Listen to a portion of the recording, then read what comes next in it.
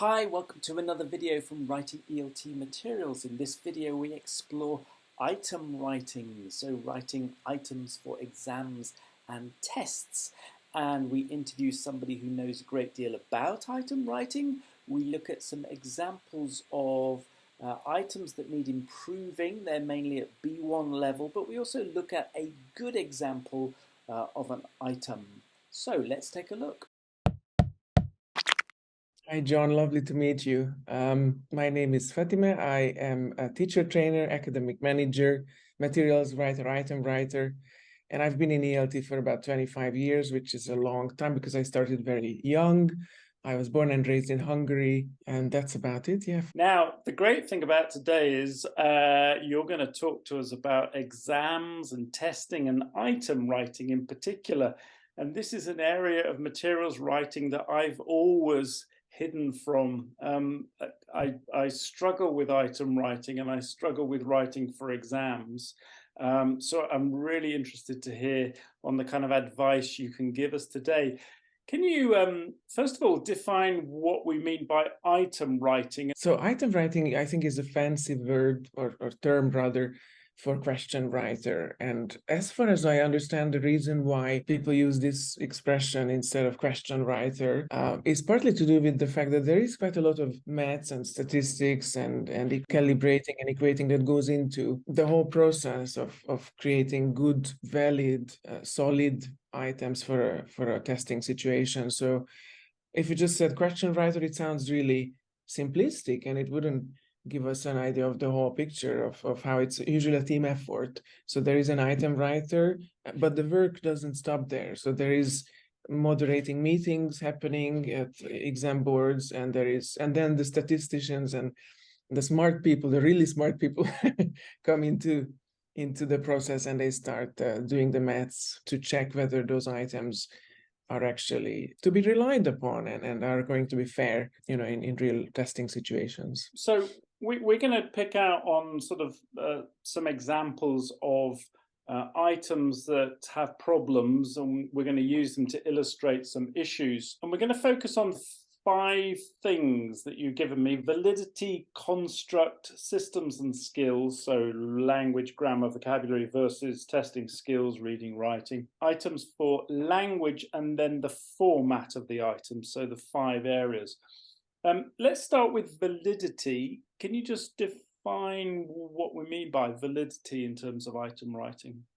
Yeah, so we'll see in a second how important it is to kind of be clear about why we are asking a student or a candidate to solve a problem for us or to answer a question for us. And it's really important to know what we want to achieve. So, for example, when I see items that are asking about linguistic information as opposed to checking in communicative language terms, whether a question is checking whether the student really learned the meaning, the form, the pronunciation, or even the register of a vocabulary item, for example. So here's an example of an item, and there are issues connected with the validity. Yes, and like we were saying, this is more of a suitable question, perhaps on an applied linguistics course. The point is that it's not really suitable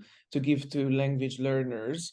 We wouldn't want children to be answering linguistic questions about language as opposed to actually solving problems where they prove to us that they have understood and acquired the meaning, form, pronunciation, and appropriacy or register of those lexical items, for example. Okay, the second area is construct. What do you mean by construct then? When we look at a well-written item, usually if it's a language item as well, it's usually clear what the writer had in mind because they are very consistent about the scope of the item. The options are kind of more connected to just that scope, and they don't deviate from it too widely, because then suddenly the construct becomes a bit amorphous, or not so clear anymore. And we'll look at an example for this as well. So when I read this item, I wasn't quite sure whether we're testing the past simple or verb plus two forms, ostensibly based on option C. So again, we are really deviating from our construct of, front, left, and center, and option D doesn't kind of fit into the same kind of category either. So when we look at an item, if to us it's not quite clear what the grammar point is, what the vocabulary is, if it's a systems items, if it's language, if it's testing language, then that's not an ideal situation. We would want to kind of be able to know at first glance. So you mean by that, if we assume that the question at the top is in the past simple, we assume that all the choices will be in the past simple, probably? Not necessarily. So our construct could totally vary. We could have this question, and then all the answers could, let's imagine anything else other than the past simple. They could be answering using the past perfect. And then all the options would be like, well, we did this, but before that we had done that. So based on just the stem, we don't need to necessarily know what the construct is, but the whole item together would clearly have to kind of give it away, which it doesn't in this case, because option C stands out, option D completely stands out. So just as a general tip, if I were writing an item like this and I had four choices, when you're writing an item, do you tend to see it in terms of one of the four answers will be completely wrong, one of them partly wrong, and two of them will be similar? Or is that too simplistic way of thinking about answers? That's a very good question, because a common mistake that beginner item writers make is that they assume that the wrong answers have to be completely clearly wrong, obviously wrong from at first glance. And that's actually a badly written distractor, because what we want is for all the items to be really plausible, to fit right in terms of format, to be consistent, believable. And that's how the validity then will increase, because then it will really either be based on the content in the reading text or the audio, if it's a skills item, or based on the student's knowledge of that particular grammar or vocabulary, and not just general intelligence, not just inferring things that have not much to do with the construct itself, but are just so obviously standing out because they are not consistent with the connotation of the stem. So if the stem was setting up a negative context with a problem in it or other, and then that's not ideal, because then students can discard the wrong options without having either read the text or done the listening well. Okay, so the third area was systems versus skills. So systems in terms of vocabulary, testing grammar, and so on, versus testing skills. So what's happening in this item? Well, what's happening is that this was part of, again, a language progress test, checking grammar and vocabulary on B1 level. And it looks very much like a skills item to me at first glance. This is kind of what skills items would look like based on a listening text, where we are really just checking the candidate's comprehension. And it will be based on the information that they have read or heard. So it's important to be mindful of what we are writing. Are we writing skills items, which will then be based on and anchored in a text, or a language one? In my limited experience of item writing, the first thing that strikes me is that answer B is so much longer than the other answers, and answer C is so much shorter. Is that significant? It's very significant, and it's one of the other key principles that I kind of wanted to talk about today, which is format. And format includes a lot of things, including word count. So we would want to avoid situations where one or the other option is looking either much longer, much shorter, it has a different format from the other three options, perhaps, in the case of multiple choice options. So on the same subject of format, then here's another example. So what's happening here? Well, for starters, the stem, so the beginning of the whole question, is looking a bit too long. for my taste. I think the last sentence, "give your eyes a break," is probably superfluous, and it's quite idiomatic now that I'm looking at it for a B1 level exam, A2 plus B1 testing situation. The stem includes a negative, so you shouldn't da da da da da. So clearly the context is set up to be kind of a problem situation. So all the options that are talking about cooking fresh food and relaxing and hanging out with friends are all very positive. So they could, so that's an issue with consistency again and formatting, but even content.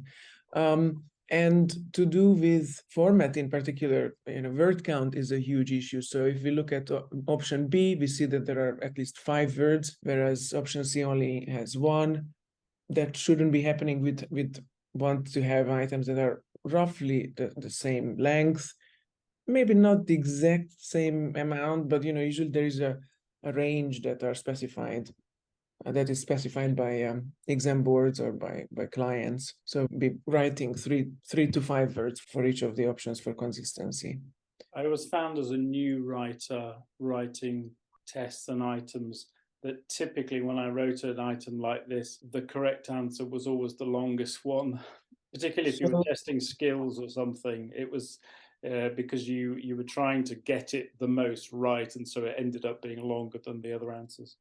It's overwritten and it'll stand out, and our students don't need to do any processing of the stem or any processing of the text if it was a skills item, and that's a badly written item where students can immediately pick the right option or even discard some of the distractors. There is still work to do in those cases, because we don't want people to be relying on their general intelligence. Because then our validity kind of goes out the window. We have another example related to format. This one looks a bit better to me than the last one. Yeah. It is a bit more consistent, so it does meet this criterion that the options are of more or less the same length. So in that sense, it would be a better item, I think. And at the same time, there are 2 issues still. One to do with the fact that there is a chunk repeated across options A, B, C, which is not ideal.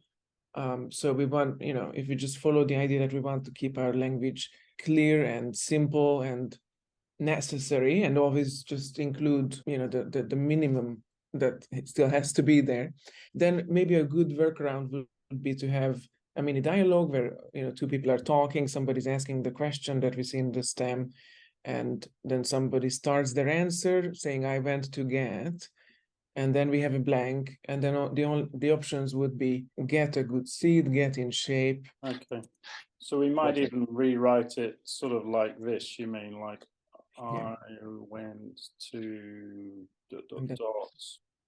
and then you'd have a choice of answers like, I went to get it, I went to start it, I went to the last one would be a bit odd. I went to be a teacher. So clearly D still needs sorting out, but you mean that kind of thing, basically. So those are some nice tips on format. We've looked at validity, construct, system skills, format. The last one is language. What are the issues here? One to do with leveling. So I think option C especially stands out as prosecuted is surely not a B1 level word.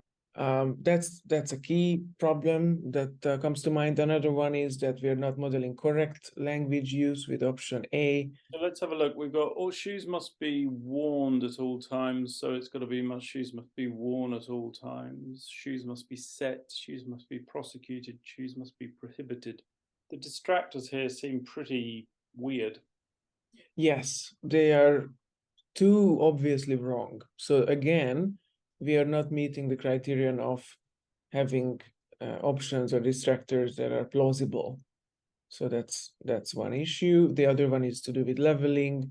And the third is to do with how short our context is. And it's very tricky. So the stem shouldn't be over long, shouldn't be too long, but it should be just as long as it manages to create a clear context. So if we changed prosecuted to carried or bought, then the option wouldn't be keyable, because there isn't enough in terms of context for us to know what we're after. Right. We need some kind of context where shoes have to be worn or shoes have to be taken off. So just to finish off, here's an example of an item. Let's focus on what this one is doing right in terms of the five. So in terms of validity, Well, in a given context, if we were testing language and if we're testing vocabulary, on, let's say on a B1 level, then this item would do the job. yeah, I mean, they're all Because adjectives, aren't they? So yeah, as a vocabulary test, it's straightforward. Yeah. In terms of the construct, it would fit in well with any kind of material or a test after a in course. terms of, yeah, in terms of systems and skills, it's clearly looking at vocabulary. You wouldn't confuse it, would you? It's straightforward. It's the STEM creates enough of a context for us to know what we are after in terms of meaning. For B1 level, nothing is wrong. So everything is on level. The sentences in the STEM are not overlong, are not too complicated. Don't include idiomatic expressions that would again temper with the level of the item. And that the fifth issue of format, what's good about the format? That it's wonderfully consistent. All the options are of the very same word count. So that's super tight because Yeah. like we were saying, it doesn't necessarily have to be the very same number of words. So sometimes it's 3 to 5, 7 to 9, 11 to 13 is kind of the range that is often set. But if it's one word and all of them are one word only, that's looking even neater to my OCD eyes. Okay, that was great. Thanks very much, Fatime. If somebody's interested in more to do with the work you do, I'd love to connect with people on LinkedIn. That's my principal platform. So that's where I'm talking to anybody who has item writing needs as well, to be honest. and you also have a website, yeah? Yes, that's fatimelosonci.com. That's really geared towards teacher training for IELTS teachers in particular. Okay. Fatime, thanks very much for your time. Thank you.